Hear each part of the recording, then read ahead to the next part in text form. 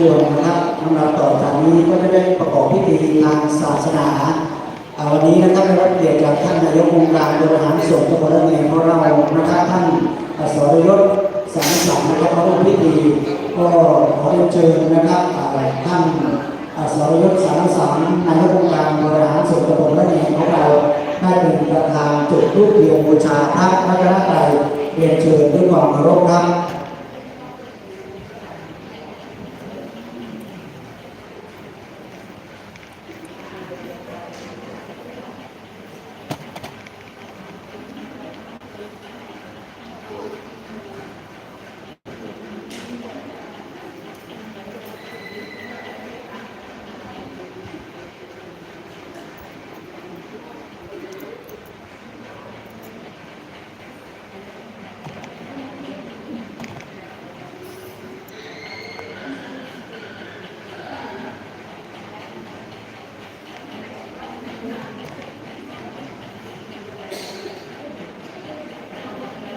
มาทำบุญด้วยกันด้วยจ้า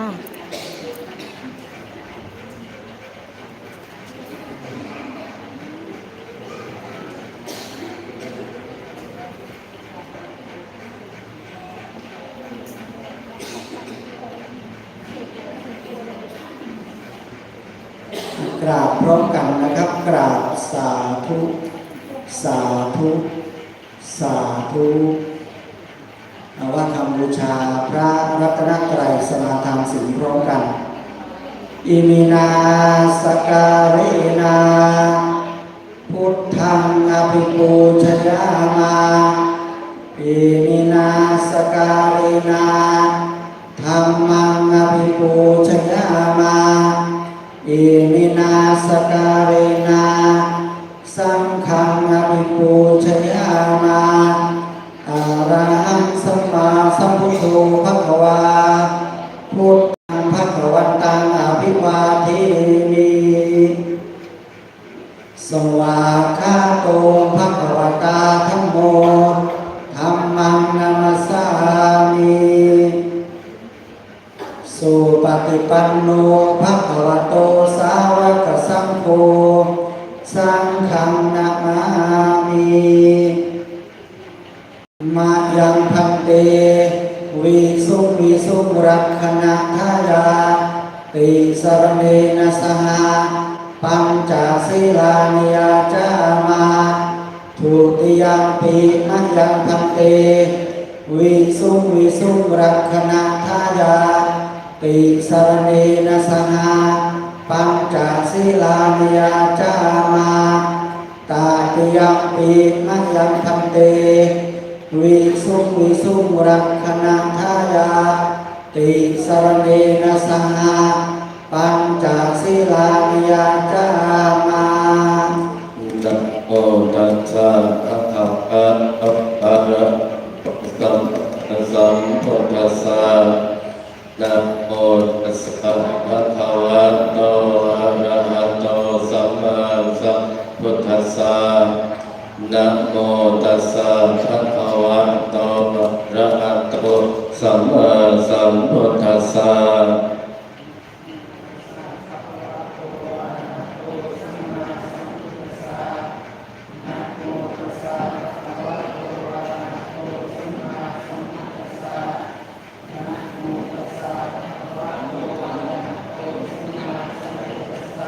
พุทธังสรณังคัจฉามิธัมมังสรณังคัจฉามิสังฆังสรณังคัจฉามิทุติยมปิพุทธังสรณังคัจฉามิทุติยมปิพุทธังสรณังคัจฉามิทุติยมปิธัมมังสรณังคัจฉามิทุติยมปิธัมมังสรณังคัจฉามิทุติยมปิสังฆังสรณังคัจฉามิทุติยมปิสังฆังสรณังคัจฉามิตติยมปิพุทธังสรณังคัจฉามิตติยมปิพุทธังสรณังคัจฉามิตติยมปิธัมมังสร ติยัมปิธัมมังสรณังคัจฉามิ ตติยัมปิสังฆังสรณังคัจฉามิ ตติยัมปิสังฆังสรณังคัจฉามิ ปานาติปาตาเวระมณีสิกขาปะทังสมาธิยามิ ปานาติปาตาเวระมะเนสิกขาปะทังสมาธิยามิ อาทินนาทานาเวระมณีสิกขาปะทังสมาธิยามิ อทินนาทานาเวระมะเนสิกขาปะทังสมาธิยามิ กาเมสุมิชฌาจาราเวระมณีสิกขาปะทังสมาธิยามิ กาเมสุมิชฌาตาเวระมะเนสิกขาปะทังสมาธิยามิ โมกสาวาทาเวระมณีสิกขาปะทังสมาธิยามิ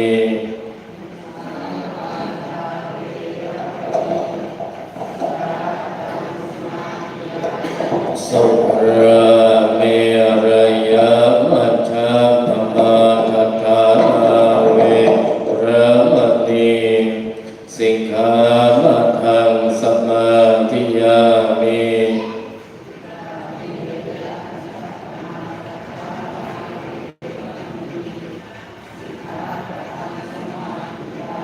อิมานิปัญจสิกขาปะทานิสีเลนะสุขติยันติสีเลนะโภคสัมปทาสีเลนะ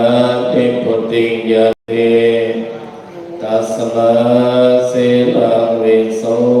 อันทายเย เออปัตติมัตติยามิเกทุติยามปิอิมานิปัญจสิกขาปทานสมาธิยามิอัตยาปิอิมานิปัญจสิกขาปทานทิฏฐามิ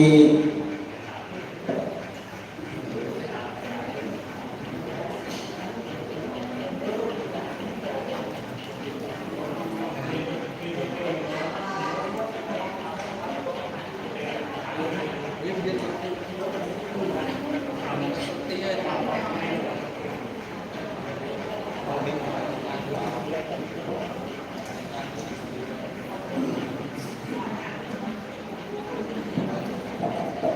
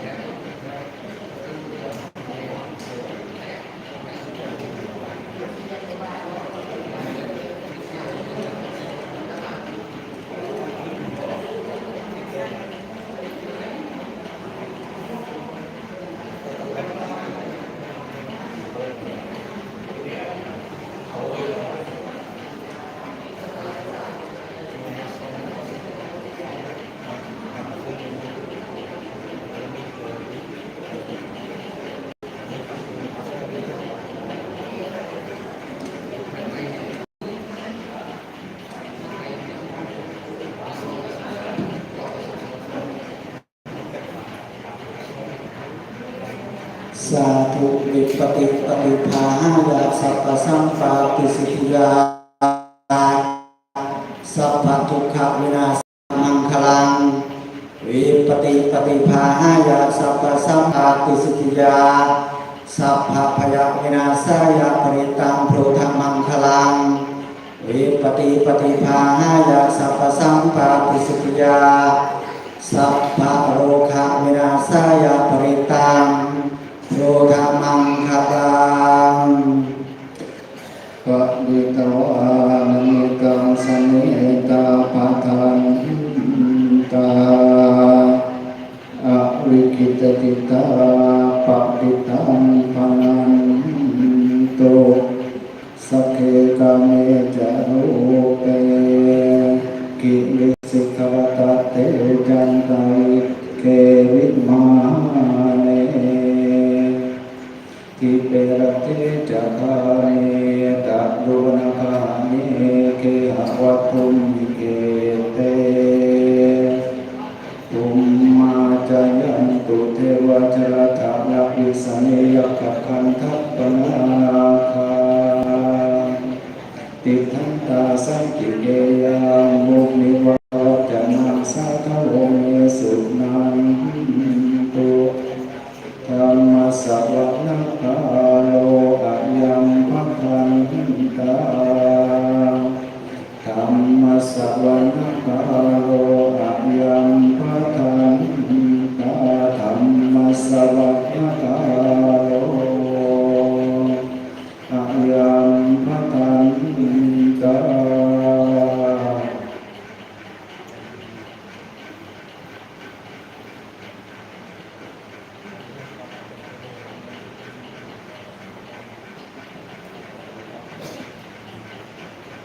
นะโมตัสสะภะคะวะโตอะระหะโตสัมมาสัมพุทธัสสะนะโมตัสสะภะคะวะโตอะระหะโตสัมมาสัมพุทธัสสะ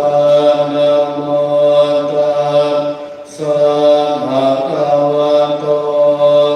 อะระหะโตสัมมาสัมพุทธัสสะนะสรณังคัจฉามิกังสรณังคัจฉามิสังฆังสรณังคัจฉามิทุติยัมปิพุทธังสรณังคัจฉามิทุติยัมปิธัมมังสรณังคัจฉามิทุติยัมปิสังฆังสรณังคัจฉามิตติยัมปิพุทธังสรณังคัจฉามิตติยัมปิธัมมังสรณังคัจฉามิตติยัมปิสังฆังสรณังคัจฉามิสัมพุทเตภะคะเวจัตวานัสสันจะสหัสสเกนะจะสัตตสหัสนินามามิสิรสาหันเตสังฆมันจะสังฆันจะตะเรนะนะมามิหังนะมะการะนะมาเวนะหันตวาสัพเพโอมาตเวอเนกาอันตรายปิวินาสันตุอาเสสะทวสัมโพเตมัจจมัจญาสันจจตเวสติสหัสสเกนะสัสสะสหัสนินามามิสิรสาหันเตสังฆมันจะสังฆัจจานะเรนะนะมามิหังนะมะการะนุภาเวนะหันตวาสัพเพโอมาตเวอเนกาอันตรายานิกัสสันตุอาเสสะตัวสัมพุทธ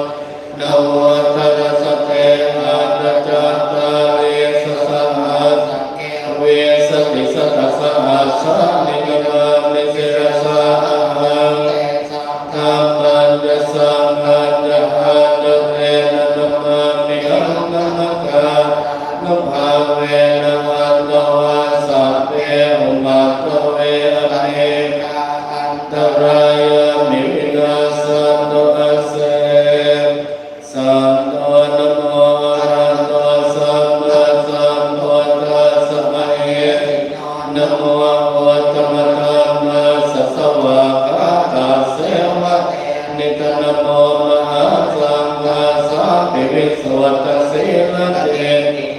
นะโม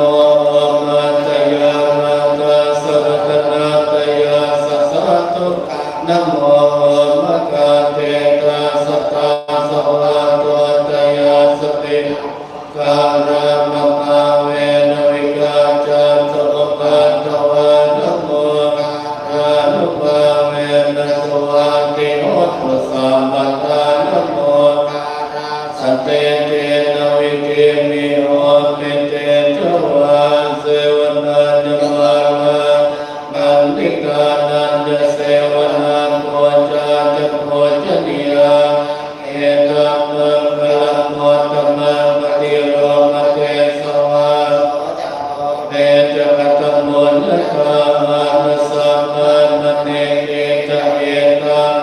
คลังโมตมังมาหุสัจจันจะเสปัญจะวินโยกิโตสุมาสิตาจยาวาจาเหตัมคลังโมตมังกิโตบาตานังวัฏนาราสัจจังกัมโมอนาตุลาจักกัมมันตาเหตัมคลังโมตมังนันจะตามจริยาจยาตกานันจะสังฆโออนัลวาวิกัมมานิเหตัมมังคลังโมตมังวารเทวิรัติมามาจะมานาจะสัญญโมอาภะมาจะทำเนสุเดตัมมังคลังโมตมังอารุโมจะปนัญญุตามาเลนะนามาสวนาเวตังคลังโมตมังคันเตจะโสวัจจาสตาสมนานันจะตาสนังนัตถามาสาปัจจาเอตัมมังคลังโมตมังตโมจัปรังจาริยสัจจานัตถาสนังนิพพานัสสัจจิกิริยาจะเอตัมคลังโมตมังโลกัสสโลกตัมเมหิติตังยาสนกังกังวิรัจังเกมังเอตัมมังคลังโมตมังเอตาติสานิกาตวากัตตมปะราจิกาสัมมาทัสสติกาติตันเตสัมภะคลังโมตมังเตอะมะมะโนปุณโทอะมะมะโนธัมโมอะมะมะโนสังโฆมะนาตานิสิเรงสมานิไอเวทิกาสนปฏิโยเนสรโมโมสิกาวตาเมราคะปตาเมปะเรปฏิกามันตุโกตานิโสนะโมภะคะวะโตนะโมสัพพะนังสัมมาพุทธานังเมตัญญสัมปโลกัสสมิมานะภาวะเยอมริมานังอันโตจติริยัญจะสัมมาทังภเวรามัสสะปัตตังเตจรานิสิงโฆวาสยานโนวายาวัตตัสสวิกตเมเอตังสติอติตายะรังเมตตังวิหารังอิตมาเตจะอันบภาวะเสโรวานัสสเตตันโนกาเมสุวิเกยเกตังในจาตุปัสสยาปุระเรเตติยังกินทิเวตังอิสวามุรังวาสัพเพสุวายังรัตนังปะเอตังนะโนอาทินนาคเตนะอินทาเมโกเทวะตมังปะเอตังเยนะสัจเจนะสวาติโหตุปยังวิราคังมะนังปะเอยะตาจักขาสัพยามุเนสมาหิโตนะเตนะธัมมาติเกติตัมมิตัมเมรัตนังปะเอตังเยเตตยังบุญเสโตมริวันนะเยสุติงสมาธิมานันตริกังสมาธินาเตนะสมโนเวจติตัมมิตัมเมปะเนตังเยเตนะสัจเจนะสวัสดิโหตุเยโภคลาทัสสะตังมัสสะตาจัตตาริเอตานิโยกานิโห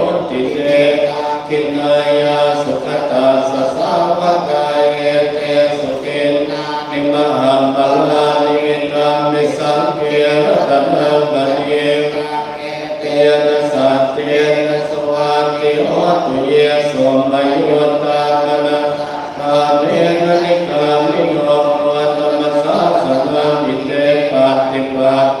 อมตังวิกายรัตตานุกาเนโกเตโกจัมมาอิทัมมิสังเกรตนังมณีตังเยเตสัจเจนะสวัสดิโออันติโลเกเสรคุโนสัจโสจยโนตยาเตนะสัจเจนะกามิสัจจมโนตระวาวาเจตวานัมภลัสเรตวา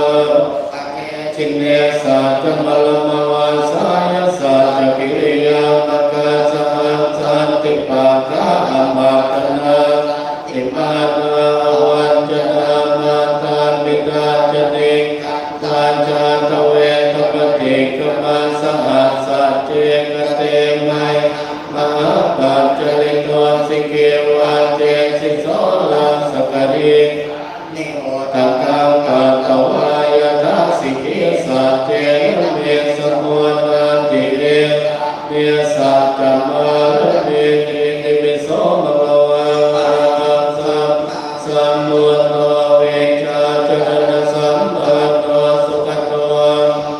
โตอนุตตรมุริสตามัสสารติสัตตะเทวมนุษย์นะโมโตภะคะวะติสวะกะโตภะคะวะตานะโมเอติโกอะคาลิโกเอหิมัสสิโกอิโกมัจจตังเวทิตังโตเวโยอิสุปฏิปันโนภะคะวะโตสาวกสังโฆชุปฏิปันโนภะคะวะโตสาวกสังโฆยายปฏิปันโนภะคะสังโฆสามีจิปฏิปันโนภะคะวะโตสาวกสังโฆยาปิตังจัตตาริปุริสายุนิราธาปุริสาปุตตะเยสะภะคะวะโตภะคะสังโฆอาหุนายโยอาหุนายโยกินายโยอัญจเนกรณิโยอนุตตรังเขตังโลกัสสะตุยตุนิเมตังโลมังระวันจามนาโมสัพพะสัสสะโตปะปะคะโอตุสุปินังพุทธานุภาเวนะวินาสเมตุยานุนิเมตังโลวัง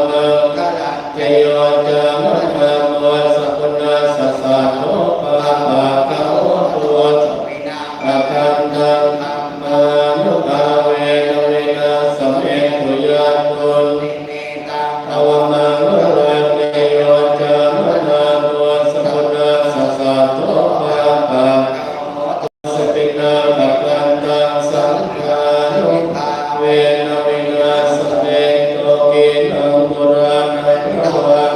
ทิสัมภวังวิราชเกจายติเกภวาสมิเตกินะเตจาวิโรติจันตามิพันติเตรายตายามปฏิโกอิธัมปิสัมเทระตนังมณีตังเยเตนะสัจเจนะสวัสดิโอตุนกัปปัตตาจนิทุกขาไอยาปัตตาจนิพยาโสกามัตตาจนิโสกาสัมเมนิปานิโยเอกาวัตตาจังสัมมตังวัญญสัมปันตังสัมเมเทวาทันตุสัมมาสัมปติสิทธิอานานังตตังสักกายสิกขังรักขันตุสัมมาทังภาวันนังตาโหตุกาจันตุเทวตาคตาสัมเมมุตตามาลาปัตตาปัจเจกานันจยังตา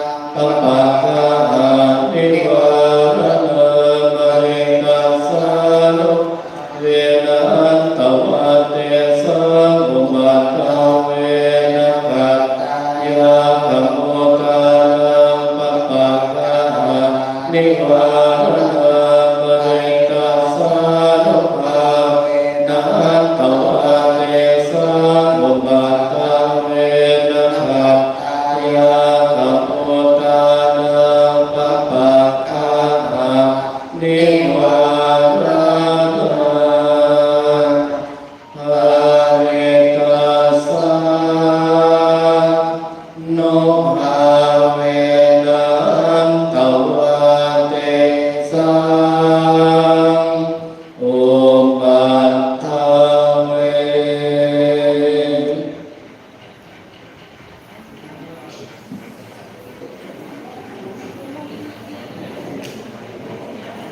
นะครับพระพุทธเจ้าก็ได้สวดเจริญพระพุทธมนต์จบนะครับ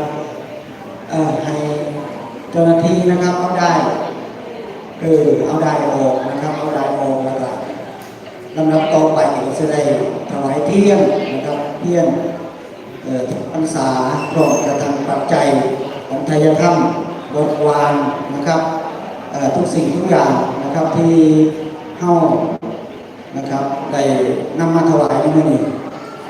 10 ซองหรือ10 ซองพระมี10 รูปนะครับใส่มันเต็มหลวงพ่อโกเราขึ้นมานั่งก็ได้นะครับเพิ่นมานี่ล่ะจำพรรษาอยู่ในวัดบ้านเฮานี่ล่ะเพิ่นขึ้นมานั่งก็ได้ก็อนุโลมนะ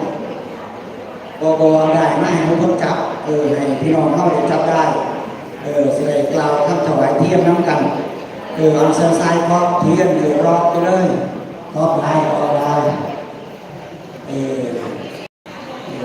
ครับยืนกันได้ถวายเลโบยืนไปสนนะครับแต่น้ำกันเทียนเป็นแสงสว่างอันบริสุทธิ์นะครับจุดทีไรก็สว่างที่นั้นเทียนบริสุทธิ์นะครับจุดแรกเลย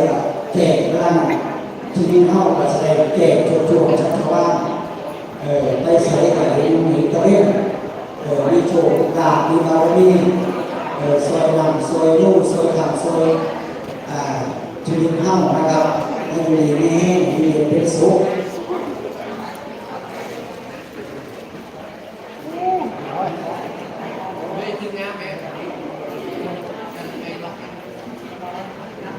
เราทำถวายโจ๊กนะครับถวายชุดแรกเป็นแม่ขาวนะครับแสดงทำแม่ขาวตั้งแต่ถวายเที่ยงตอนนะครับเพราะว่าบรรยากาศมีกิจศรัทธานะครับน้ำเที่ยงมาถวายที่กันไปทำแม่ขาวนั่งดื้อเพราะว่าแม่ขาวเพิ่งแบบมีบุญกุศลมีส่วนรวมที่กันนะครับให้อยู่ในข้างน้ำกันมันเป็นเมืองเซนเมืองเย็นมีสัมมาดีนะครับมีอยู่ในข้างบุญใหญ่นะครับบุญใหญ่ปีหนึ่งก็จะมีเรื่องนึงละหลายเที่ยงนะครับ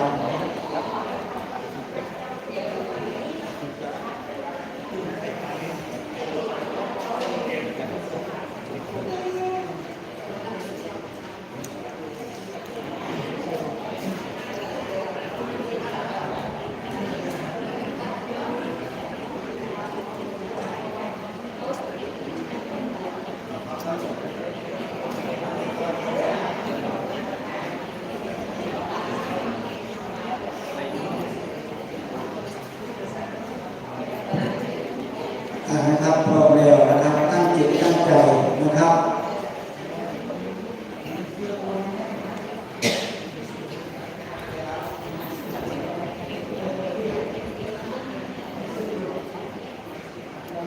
นะครับตั้งจิตตั้งใจนะครับบุญกุศลจะบอกเกิดต่อที่เราถวายทานอันบริสุทธิ์นะครับพร้อมแล้วนะครับประนมมือขึ้นว่านะโมพร้อมกันนะโมตัสสะภะคะวะโตอะระหะโตสัมมาสัมพุทธัสสะนะโมตัสสะภะคะวะโตอะระหะโตสัมมาสัมพุทธัสสะนะโมตัสสะภะคะวะโตอะระหะโตสัมมาสัมพุทธัสสะยะติภัตติสังโฆปฏิชานะโตมะยังพันเตเอตังปะทีปังสัพพะริวรังเตมาสังพุทธัสสะปูชนะทายาอิมัสมิงบุปโปสถาคาเรนิยาเทมาสา ธุโนพันเตอายังเตมาสังพุทธัสสะปูชนัฏฐายะปฏิปทานัสสะอานิสังโสอมหากังเทวะมาตาปิตุอาทีนันจาปิยัชชนานังทีครตังหิกายะสุขายะสัมวัตตตุข้าแต่พระสงฆ์ผู้เจริญขอพระสงฆ์จงรับทราบข้าพระเจ้าทั้งหลายขอน้อมถวายเทียนพรรษาพร้อมกับของบริวารทั้งหลายเหล่านี้ไว้หน้าพระอุโบสถเพื่อเป็นพุทธบูชาตลอดพรรษาขออานิสงส์แห่งการถวายเทียนจำพรรษาเล่มนี้เพื่อเป็นพุทธบูชาตลอดพรรษานี้ของข้าพเจ้าทั้งหลายจงเป็นไปเพื่อประโยชน์เพื่อความสุขแก่ข้าพเจ้าทั้งหลายด้วยแก่ปิยชนคนที่รักของข้าพเจ้าทั้งหลายด้วยมีบิดามารดาครูบาอาจารย์เจ้ากรรมนายเวรและสรรพสัตว์ทั้งหลายที่ล่วงลับไปแล้วด้วยหากท่านตกทุกข์ก็ขอให้พ้นจากทุกข์หากท่านมีความสุขขอให้มีความสุขยิ่งขึ้นไปตลอดสิ้นกาลนานเทอญอนุโมทามิหนุถวายนะครับถวายได้ก็แม่ขาวนะครับเรียนเชิญแม่ขาวนะครับชุดแรกนะครับจะได้เรียนเชิญคณะแม่ขาวที่ออกมาจำศีลในวัดนาเตี้ยของเรานะครับเป็นลำดับแรกนะครับก็เป็นคณะแม่ขาวหลังจากนั้นก็จะได้เรียนเชิญนะครับท่านนายกองค์การบริหารส่วนตำบลเองนะครับท่านได้ถวายต่อจากแม่ขาวหลังจากนั้นก็จะเป็นยางเตี้ยหมู่ที่7นะครับยางเตี้ยหมู่ที่7แล้วก็จะเป็นยางเตี้ยหมู่ที่12ยางเตี้ยหมู่ที่12เสร็จก็จะเป็นยางเตี้ยหมู่ที่14นะครับเป็นลำดับ